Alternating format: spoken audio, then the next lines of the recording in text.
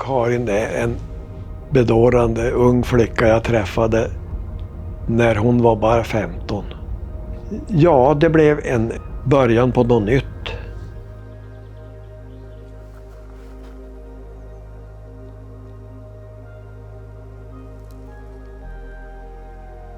När vi då fick nys på det här stället i Åkulla, vi var ju dit hösten 64. Då följde hon med dit och tittade på och accepterade huset som det var med fel och brister. För det skulle ju bli något eget. Och det blev det ju.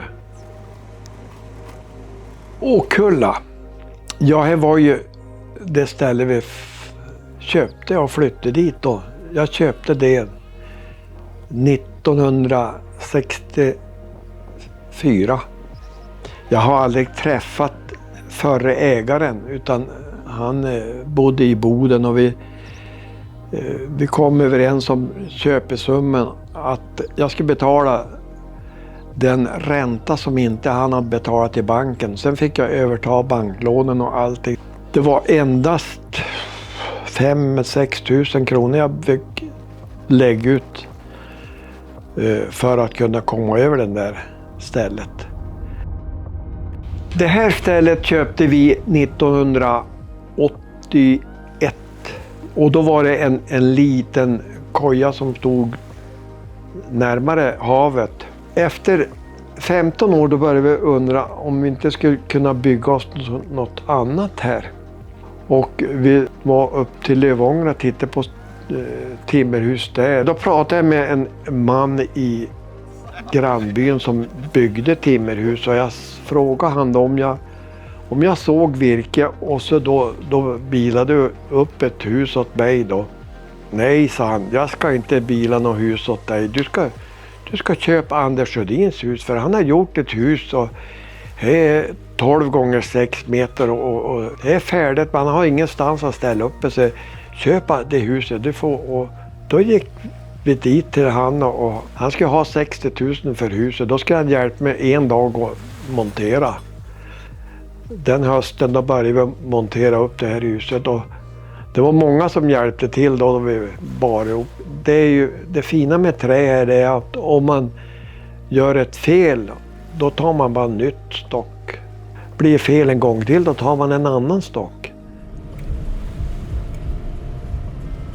Högberget, det är ju högsta punkten i övre Åkulla, i byn. Barnen från Åkulla var ju åkte skidor i det där berget. Det var ju en fin backe där utför. Vi har ju varit ofta där med skotern. Så körde vi upp till Högberget då. Sen när jag fick då möjlighet att köpa ett skogsområde där utav Sveaskog, då ingick ju Högberget och det var ju väldigt roligt. Jag hittade där en gammal grav som är väl kanske 4000 år. Varför man säger att det är en grav, det är för att nu är det en grop för att stenarna ligger på sidan om den där. Och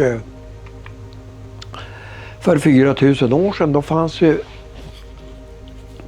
mycket folk här runt omkring, jägare och fiskare, och då gick ju havet ända fram till Högberget ungefär.